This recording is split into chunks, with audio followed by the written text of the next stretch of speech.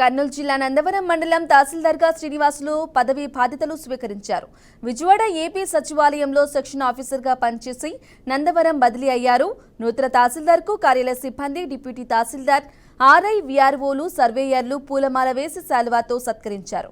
ప్రజలకు అన్ని వేళలా అందుబాటులో ఉంటూ సమస్యలు పరిష్కరించేందుకు కృషి చేస్తానని తహసీల్దార్ శ్రీనివాసులు తెలిపారు. రావడం జరిగింది. ఆ తర్వాత సెక్షన్ ఆఫీసర్గా ప్రమోషన్ పొందినాను. సెక్షన్ ఆఫీసర్ తర్వాత నన్ను ఇప్పుడు కర్నూలు జిల్లాకు తహసీల్దార్గా అలాట్ చేయడం జరిగింది. అక్కడి నుంచి కలెక్టర్ గారు నాకు నందవరంలో పనిచేసే విధంగా ఆర్డర్స్ ఇచ్చున్నారు. నేను ఇక్కడ నందవరంలో వచ్చిన తర్వాత నేను మన వీఆర్ఓలో తర్వాత మన